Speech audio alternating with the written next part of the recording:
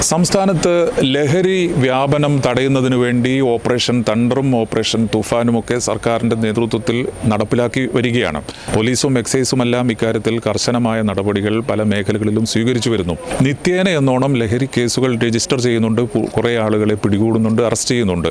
പക്ഷേ ഇവരിൽ എത്ര പേർ ശിക്ഷിക്കപ്പെടുന്നു എന്നുള്ളതാണ് ഒരു വലിയ പ്രസക്തമായിട്ടുള്ള ചോദ്യം എന്ന് പറയുന്നത്. കാരണം നിയമത്തിലെ പഴുതുകൾ ഉപയോഗിച്ച് ഇവരെല്ലാം ഒരു തരത്തിലല്ലെങ്കിൽ മറ്റൊരു തരത്തിൽ രക്ഷപ്പെട്ട് പുറത്തേക്ക് വന്ന് വീണ്ടും ഇതേ മാർഗത്തിലൂടെ തന്നെ പോവുകയാണ് എന്നുള്ളതാണ് കേരളത്തിൻ്റെ പൊതുസ്ഥിതി പരിശോധിച്ചാൽ മനസ്സിലാക്കാൻ കഴിയുക. കാരണം MDMA കേസിൽ ഒരാളെ പിടിച്ചാൽ അതിൻ്റെ അളവ് നോക്കിയാണ് അവരുടെ ശിക്ഷ നിർണ്ണയിക്കപ്പെടുന്നത്. പെട്ടെന്ന് സ്റ്റേഷൻ ജാമ്യം കിട്ടാവുന്ന നിലയിൽ, അതുമല്ലെങ്കിൽ 1 കിലോയിൽ താഴെ കഞ്ചാവാണ് പിടിക്കുന്നതെങ്കിൽ അത് സ്റ്റേഷൻ ജാമ്യത്തിൽ വിട്ടയക്കാവുന്ന നിലയിൽ ലഹരിയുമായി ബന്ധപ്പെട്ട കേസുകളുടെ ഒരു പഴുതുകൾ ഉപയോഗിച്ചുകൊണ്ട് രക്ഷപ്പെടുകയും അതിനെ ഒരു മാർഗമായി ഉപയോഗിച്ചുകൊണ്ട് വീണ്ടും ഈ തരത്തിൽ ലഹരി കടത്തും അതുപോലെ തന്നെ ലഹരിയുടെ വ്യാപനവും ഉണ്ടാകുന്നു എന്നുള്ളതാണ് നിലവിലെ ഒരു സ്ഥിതി എന്ന് പറയുന്നത്.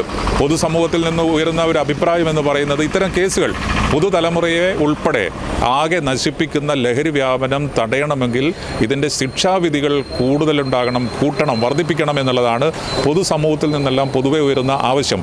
അങ്ങനെ വരുമ്പോൾ നമ്മുടെ ഇപ്പോൾ നിലനിൽക്കുന്ന നിയമത്തിൻ്റെ പ്രശ്നങ്ങൾ എന്താണ്, അവർക്ക് ലഭിക്കുന്ന ശിക്ഷ എന്താണ്, അവർക്ക് അവരുടെ ഭാഗമായിട്ട് പിടിക്കപ്പെടുമ്പോൾ സ്വീകരിക്കുന്ന നടപടിക്രമങ്ങൾ എന്താണ് എന്ന് നമുക്കൊന്ന് പരിശോധിക്കാം. ഈ ദൃശ്യങ്ങളിൽ കാണുന്നത് തമിഴ്നാട് മാർത്താണ്ഡം സ്വദേശിയായ പുഷ്പൻ. ഇക്കഴിഞ്ഞയാഴ്ച അങ്ങാടിക്കടവിലെ വാടക വീട്ടിൽ നിന്ന് പിടികൂടിയത് 27 ചാക്ക് ഹാൻസും കൂള്ളിപ്പും അടങ്ങുന്ന നിരോധിത ലഹരി ഉൽപ്പന്നങ്ങൾ.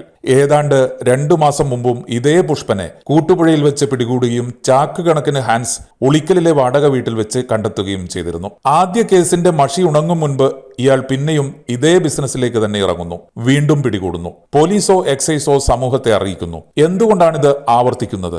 1 ലോഡ് ഹാൻസുമായി ഒരാളെ പിടിച്ചാൽ പോലും അയാൾക്ക് കിട്ടുന്ന ശിക്ഷ പരമാവധി 5000 രൂപ ഫൈൻ അടക്കുക എന്നതാണ്. ലക്ഷങ്ങളുടെ ഇടപാട് നടത്തുന്ന ഇത്തരക്കാർക്ക് 5000 ഒക്കെ നിസ്സാരം. പിടിക്കപ്പെട്ടാൽ 5000 അടച്ച് അരമണിക്കൂർ കൊണ്ട് പുറത്തിറങ്ങും എന്നതാണ് അവസ്ഥ. നിരോധനമുണ്ടെങ്കിലും ഏത് ടൗണിലും ഹാൻസ് സുലഭം. ഇനി ഏറ്റവും കൂടുതൽ പിടിക്കപ്പെടുന്ന MDMA കേസുകളുടെ സ്ഥിതി നോക്കാം. 3 തരത്തിലാണ് MDMA കേസുകൾ: small quantity, medium quantity, commercial quantity എന്നിവ. 0.5 ഗ്രാം വരെ MDMAയുമായി ഒരാളെ പിടിച്ചാൽ അയാൾക്ക് സ്റ്റേഷൻ ജാമ്യം നേടി കൂളായി പുറത്തിറങ്ങാം. 2 ഗ്രാം മുതൽ 5 ഗ്രാം വരെ MDMAയുമായി പിടിയിലായാൽ ജാമ്യം കിട്ടില്ല, റിമാൻഡിലാവുകയും ചെയ്യും. താരതമ്യേന ശിക്ഷ കൂടുതലുമാണ്. 10 വർഷം വരെ തടവ് പ്രതീക്ഷിക്കാം. 5 ഗ്രാമിന് മുകളിലേക്ക് MDMAയുമായി പിടിച്ചാൽ അത് കൊമേഴ്സ്യൽ ക്വാണ്ടിറ്റിയായി. 100 ദിവസത്തിലേറെ കഴിഞ്ഞാലേ ജാമ്യത്തിന് പോലും അപേക്ഷിക്കാൻ കഴിയൂ. കേൾക്കുമ്പോൾ ഒരു പരിധിവരെ നിയമങ്ങളെല്ലാം ശക്തമാണ്. പക്ഷേ തെളിവുകളുടെ അഭാവം പലപ്പോഴും ഇത്തരം കേസിൽപ്പെടുന്നവരെ രക്ഷപ്പെടുത്തുന്നു.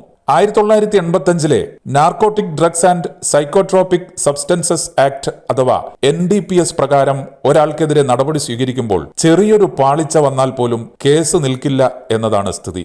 അല്ലെങ്കിൽ പല കേസുകളും തെളിയിക്കൽ ദുഷ്കരമെന്നാണ് ഉദ്യോഗസ്ഥർ തന്നെ പറയുന്നത്. ഇരിട്ടിയിൽ നിന്ന് MDMA പിടികൂടിയ കേസിന്റെ തുടരന്വേഷണത്തിൽ ഉളിക്കൽ സ്വദേശിയായ കേസിൽപ്പെട്ട മറ്റൊരാളെ പിടികൂടിയത് ചൊവ്വാഴ്ച രാത്രിയാണ്. പക്ഷേ അയാളിൽ നിന്ന് MDMA കണ്ടെത്താനായിട്ടില്ല. മൊബൈൽ ലൊക്കേഷൻ, ഗൂഢാലോചന നടന്ന സ്ഥലങ്ങൾ, ബാങ്ക് ഇടപാട്, ചാറ്റുകൾ എന്നിവയൊക്കെ നോക്കി ശാസ്ത്രീയമായി അയാളെ പിടിച്ചു. ഇയാളുടെ MDMA ഇടപാട് എത്രമാത്രം തെളിയിക്കാൻ കഴിയുമെന്നത് അധികൃതർക്ക് മുമ്പിലുള്ള വെല്ലുവിളിയും. മറ്റ് ലഹരി ഉൽപ്പന്നങ്ങളുമായി പിടിച്ചാലും സമാനമാണ് അവസ്ഥ.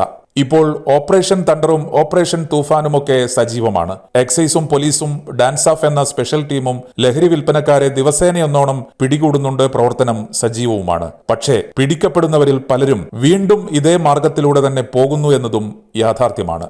സമൂഹത്തിന് ആപത്തുമാണ്.